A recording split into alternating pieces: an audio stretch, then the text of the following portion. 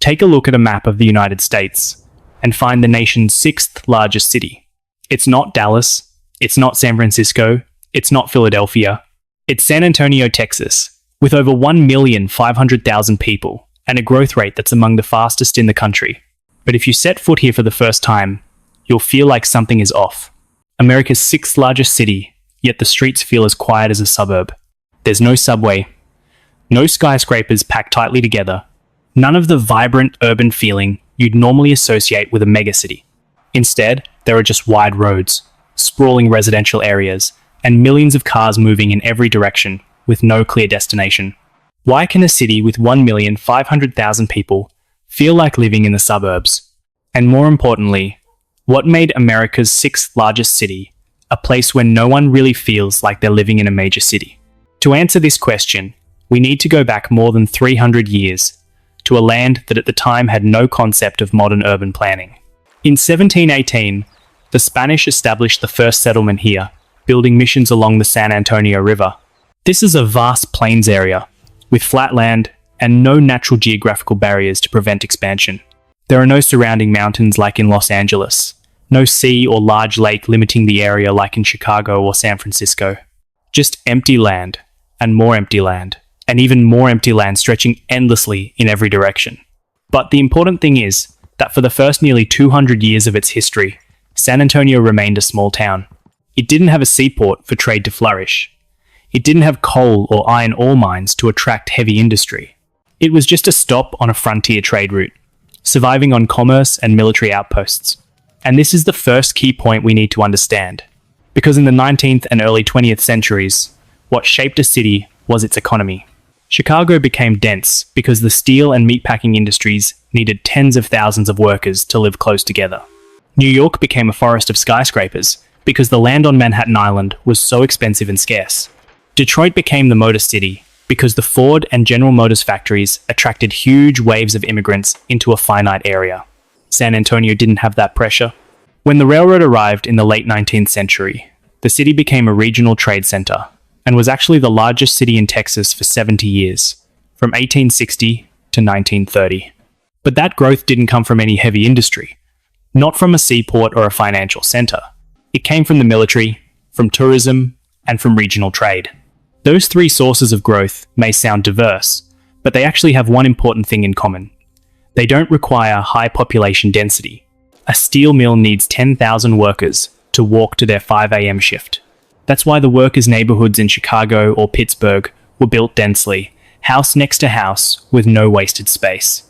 But a military base, a hotel for tourists, or a commercial warehouse is different. They can be located anywhere in a large area and still function normally. As a result, San Antonio never had a reason to densify.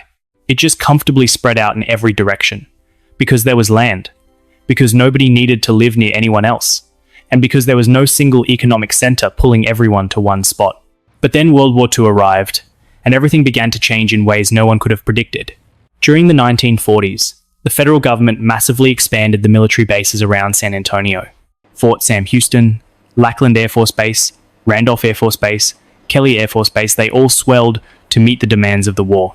Tens of thousands of soldiers, civilian personnel, and their families poured into the city. San Antonio's population skyrocketed from around 400,000 people in 1950 to 1 million in 1995. But this was also a time when another revolution was happening all across America.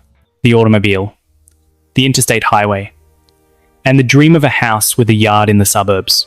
After World War II, the US government massively funded the construction of the interstate highway system. The National Interstate and Defense Highways Act of 1956 poured billions of dollars into transportation infrastructure across the country. At the same time, preferential housing loan policies for veterans made buying a home in the suburbs easier than ever before.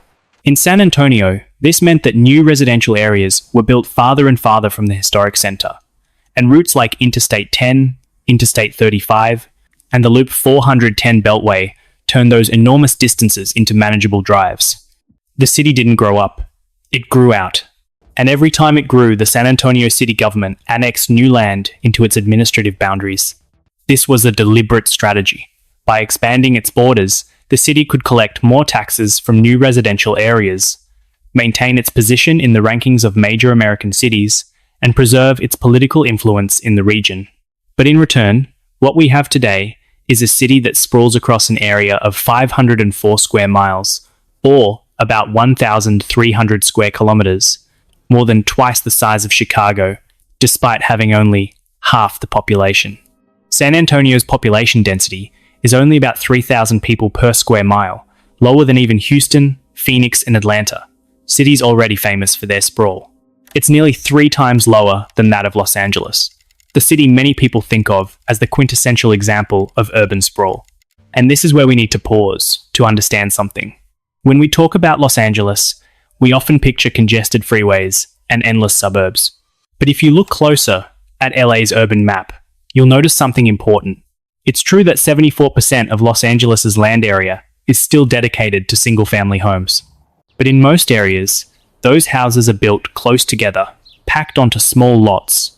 Added to that are thousands of small apartment buildings, duplexes, and mixed-use commercial and residential buildings scattered everywhere. The result is that even outside the downtown core, many areas of LA are still dense enough to support local shops, frequent bus routes, and a certain level of walkability. San Antonio, however, is completely different. Here, you'll find new residential developments with houses separated by wide lawns, vast parking lots in front of shopping centres, and 6-lane roads with not a single pedestrian in sight. Commerce, housing, and workplaces are strictly segregated into separate zones, never mixing. To get from home to the supermarket, you need a car. To get from home to work, you need a car. To take your kids to school, you need a car. And of course, you won't find any alternative transportation. San Antonio is the largest city in the United States without a light rail system or any other form of urban rail transit. The city's entire public transit system relies on buses, and the frequency on most routes is too low to compete with cars in daily life. This isn't just a budget issue. This is a direct consequence of an urban development model in which population density is too low for any public transit system to operate economically. The problem here is a vicious cycle that is very difficult to break. The city sprawls because cars allow people to live far from the center. Because the city sprawls, public transportation is inefficient. Because public transportation is inefficient, people depend on cars. Because people depend on cars, the city continues to sprawl to meet the needs of cars. And who suffers the most in this cycle? Those without cars. Low-income families who can't afford to maintain a car, elderly people who can no longer drive, and young people who don't yet have a license are all trapped in a city explicitly not designed for them. But even for those with cars, San Antonio is not the paradise one might imagine. In 2024, the average San Antonio resident lost 39 hours per year in traffic. That may sound like less than other megacities, but this is the figure for a city built entirely around the car, a city with a much lower population density than other places. In theory, a sprawling city with wide roads and low density should have smoother traffic flow. So why does San Antonio still have traffic jams? And this is something we need to pause to understand, because the answer reveals a paradox much deeper than what we see on the surface. When you design a city around cars, you create residential areas with no interconnected local streets. Each subdivision is surrounded by walls or fences, with only 1 or 2 entrances that feed onto a major road. This means that every trip, whether short or long, must begin by getting onto a main road. And when millions of people do that at the same time every morning, those main roads become the funnels for the entire city's traffic pressure. The government's natural solution is to widen the roads. And this is where the real paradox begins. The I-35 expansion project in northeast San Antonio is one of the clearest examples. With a total projected cost of over $3 billion US, this project will add lanes to about 32 kilometers of highway, from the downtown area northeastward, past Loop 410 and out toward the suburbs. The goal is to increase traffic capacity on one of the most congested corridors in the region. But urban researchers have shown that widening highways almost never solves congestion in the long term. When you add lanes, you reduce the cost of traveling by car. When the cost of travel decreases, more people decide to live farther away, drive more, and take more trips. Traffic demand expands to fill the new capacity. And after a few years, that newly expanded road is just as congested as before, only on a larger scale. Economists call this induced demand. It's why Los Angeles has been widening its freeways for decades and still has some of the worst traffic in the country. It's why Houston spends billions of dollars on interchanges so complex they look like giant sculptures. Yet congestion hasn't improved at all. And it's why every $1 billion poured into widening roads in San Antonio might not solve the traffic problem, but instead just invite more people to drive. But here's the really important question we need to be asking. If San Antonio is so problematic, why do millions of people keep moving here? The answer lies in one simple number. The median home price in San Antonio is around $290,000 to $300,000 US.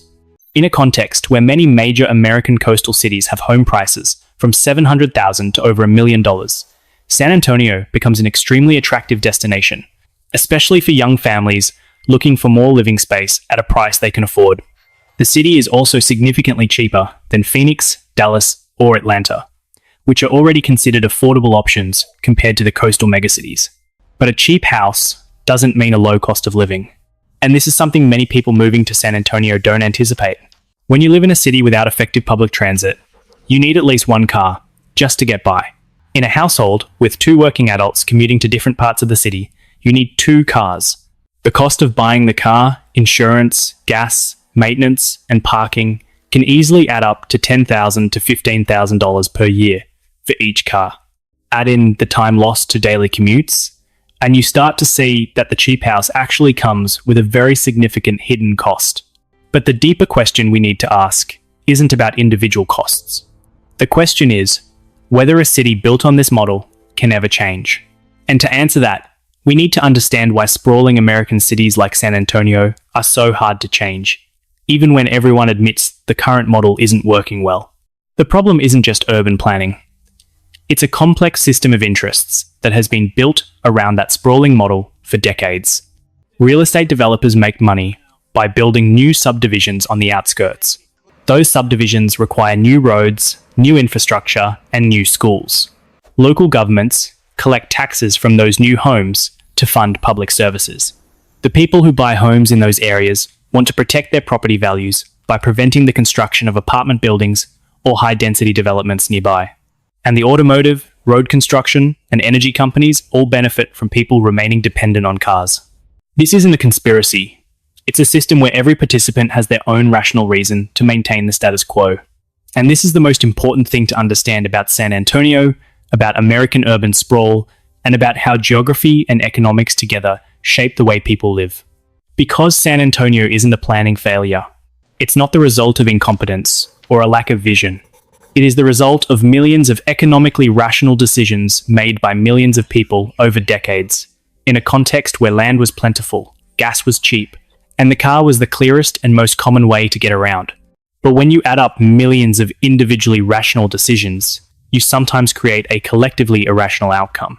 A city where people have big houses but lose hours every day on the road. A city where homes are cheap, but the total cost of living isn't low at all once you factor in cars. A city that's enormous in area but poor in urban quality of life because there's nowhere to walk, no public squares to gather, and no truly connected communities.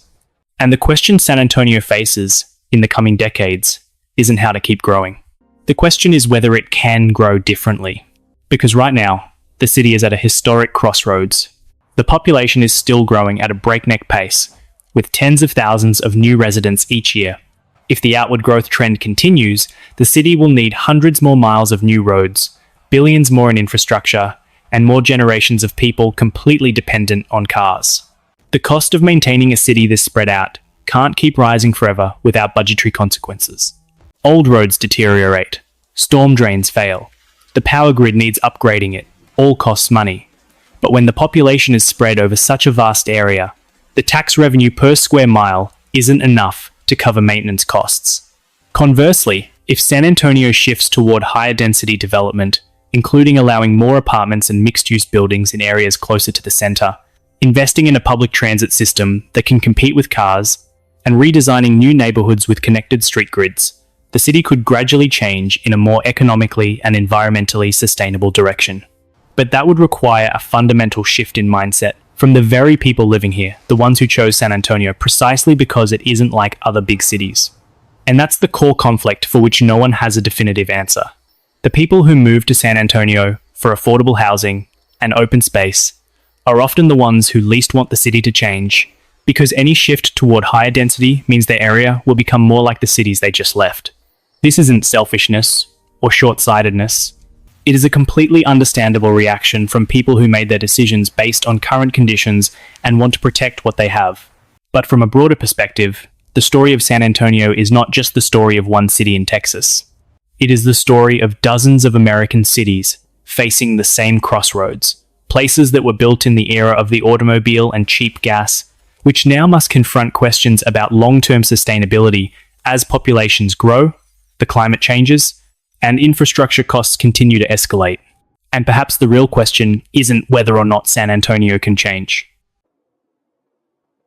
The real question is whether a city built entirely around a single mode of transportation and a single model of living can remain sustainable in the 21st century, when everything around it is changing at a speed no one could have predicted.